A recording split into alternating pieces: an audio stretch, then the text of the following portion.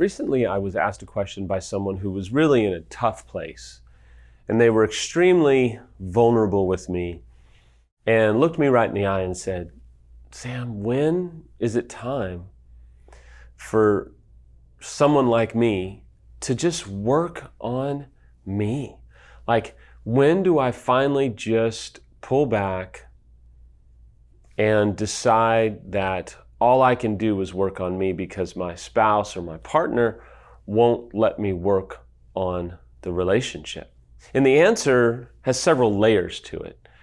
In reality, when your spouse or partner won't let you work on the relationship, won't let you maybe do a course or an intensive or a couples therapy or coaching or any of that stuff, it's time to pull back and focus your recovery work on you. When there's no movement, when you can't seem to get your spouse to cooperate, you can't seem to get your spouse to do any of the traditional or even maybe non-traditional methods of recovery, and they won't participate, that's a good indication that, you know what, I've got to just work on me. When your spouse has decided to do a no contact kind of rule or implementation, and that could be that the betrayed has done that, which is a little bit more common, but sometimes the unfaithful will do that. And there's a point where you say, I'm just going to work on me. I think at any time within repair work, there comes a point where you say, all I can do is really dedicate work for me. Like, I can't make my spouse do work. If they want to, fantastic. If they're desiring to, that's awesome. But all I can do is manage my side of the street. But as I sat with this gentleman and he said, man, I've tried this, I've tried that. I don't know what to do. And I've sat in that seat as an unfaithful. And I've sat in that seat of a sense of hopelessness and then a kind of reflex reaction of control, right? To try and control, to try and dominate, to try and make my Samantha do recovery work, do this. And there was a season where we went through this difficult time where Samantha was like, no, I'm not doing anything right now. And she wasn't necessarily right. She wasn't necessarily firing on all cylinders. And it was a season where I had to ask myself, how committed am I to being the best person, the best dad, the best spouse that I can be? And when you think about it, it's very liberating because you can work on you with incredible passion, with incredible dedication, but you have to do it. Your spouse isn't supposed to do it for you. And when you are trying to salvage a relationship, and maybe you're incredibly sorry and empathetic, and if you come from faith, repentant or remorseful, maybe you feel all those things, but still it's like, nope, the betrayed spouse says, no, I don't want anything to do with you right now. The worst thing that you can do is have a reflex that says, well, if you're not going to do any work, I'm not going to do any recovery work. So you know what? Phooey. I'm just going to go live my life. That's the last thing that you want to do, because that communicates that at your core, in your heart, you're only willing to do recovery work if they are willing to do recovery work. And in the scenario of the unfaithful doing that, you're not showing a sense of remorse and empathy for what you've done. You're trying to level the playing field, and inherently it comes off as you blaming your spouse for your infidelity, when reality is you had the affair. One of the best things that you can do is say, look, take all the time that you need. I have a lot of work to do. I need to find out why I did this. I need to get healthy. I need to find out how to help you heal, but I also need to focus on helping myself heal so that I never ever do this again, so that we never find ourselves here again. Even if you're unsure if you will even give me a chance, at the slightest bit of mere chance that you'll welcome me back into this relationship, I want to be as healthy as I can, as whole as I can. I'll do whatever it takes. I'll read whatever book I can read. I'll watch whatever videos I can watch. I'll pay whatever money I can pay. I'll borrow money. I'll go into debt to get the help that I need to get healthy, to get whole, and to help you see that I'm committed to getting well. Samantha and I were having a tough time several years ago. And I remembered I had had this kind of monumental breakthrough with Rick, and Samantha had noticed that I was more at peace around the house for a few days. I was less tense, and there was just kind of a comfortability in the home, around the kids, and around Samantha. And she said, "Hey, can you come upstairs and talk to me for a little while?" Which always made me basically almost wet my pants in terror of what she was going to talk to me about. But on this night, I walked upstairs and laid in the bed next to her, and she said, "You seem different, but in a good way." She said, "What's up? What's happened? Did you have a good meeting with Rick? Is there, what's going on?" I had already talked through this moment with Rick, and so I was going no holds barred, vulnerable, honest, upfront, but not in a way that was, "Well, listen, Missy, I need you to know that I'm a healthy individual and you are not.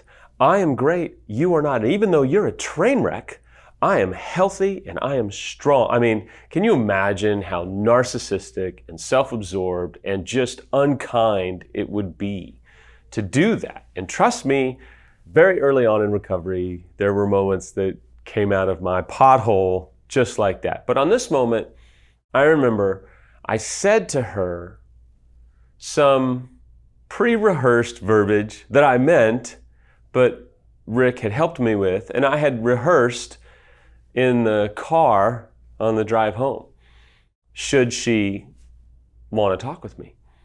And I said to her, "Samantha, I've just realized I can't make you do this. I put us here. This is my fault. I hate what I've done. I'm learning at this point, years and years ago, I said, I'm learning not to hate myself, and I'm getting better.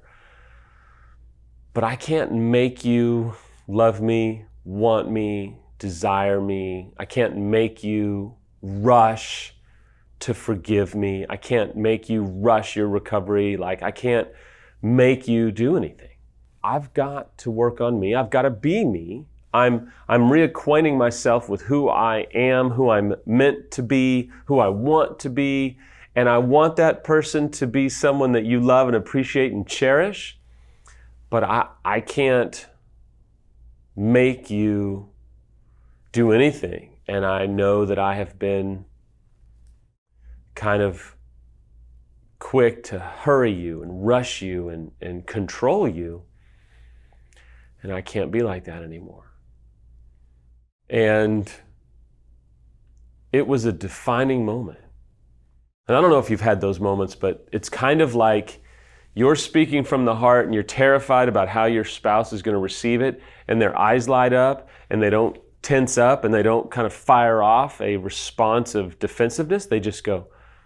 And Samantha said to me, she said, "Well, that's what I have been hoping and praying for a long time, and that makes me feel so good." And it started a big, long conversation. I said, "Why does it make you feel so good?" And she said, "Because it shows me that you're getting it, and it shows me that you understand that I am my own person. And she got a little bit fired up, and I just listened. She said, I am my own person. I'm going to do what I need to do. And I'm reading, I'm praying, because we do come from faith. I'm reading books. I'm meeting with, at the time, Leslie Hardy. And I'm doing my stuff, but I don't need you to pressure me or investigate me. I don't need you to freak out. I need you to be secure. I need you to be cool. I need you to just work on you and let me be. I mean, you're in the house, right? I mean, we've been intimate. I mean, there's momentum here. And I just simply said, yeah, you're right. And I'm sorry for, controlling and kind of being so heavy-handed at times. And she said, well, I forgive you, and I'm sorry and then she went through a list of some of her apologies. It wasn't that it was like, well, I'm sorry, what are you sorry for? No, it was just me being vulnerable, me being secure, me not trying to control her, and her feeling safe enough to actually start to apologize for some of the things that she was doing and maybe not doing. And so I think you have to understand one of the most helpful things that you can do, one of the most self-soothing things you can do, betrayed or unfaithful, is start to really work on you. That does not mean, for you betrayed spouses, that you caused your spouse's affair or addiction. It just means that you are saying, look, I'm going to work on me. I'm going to help me get healed. I'm going to repair the damage that has been done to me. And contrary to what some people think, you actually can do a lot of work to repair what someone else has done to you. You don't necessarily need them to be all in to help you heal from what they've done to you. You can heal from what they've done to you. Now, if you want to heal the relationship, and if you are going to give the relationship another chance, yes, you will need them. And yes, that will be an intricate piece to the puzzle. But just because things are uncertain doesn't mean that you can't go and work on you. I just want to challenge you today through a voice and a heart of compassion and empathy. Work on you. When is the best time? When is the time for you to just work on you right now? As we talked about last time, not controlling your spouse's repair work, but really deciding, I'm going to manage me. I'm going to work on me, and maybe it's time to take it up a level. Maybe it's time to just be secure at where you're at and not think that you always have to do better and be better and go the extra mile as if you're trying to prove yourself to someone else. Maybe it's time to just love yourself and go, look, I'm doing pretty good. I'm not where I want to be, but I'm not where I used to be. And I'm all in. Maybe, just maybe, it's time where you go, I could be doing a lot more work. And it's time that I take that big step and just work on me. My spouse, my partner, they're going to do what they want to do. But I'm going to commit to being the healthiest me that I can be. I'm going to take the rest of this year and dedicate it to helping me find healing and wholeness, regardless of what my spouse or partner or anybody else in my life wants to do. I can be in charge of me. I can heal me. No one needs to heal me for me. No one needs to do it for me. I'm going to do it for myself. I'm going to make me a priority in my own life. I'm not going to give up on me, and I'm not going to push me to the side anymore. I'm going to help my own healing. I'm going to prioritize my healing. I hope you will. I think it'll absolutely change your life.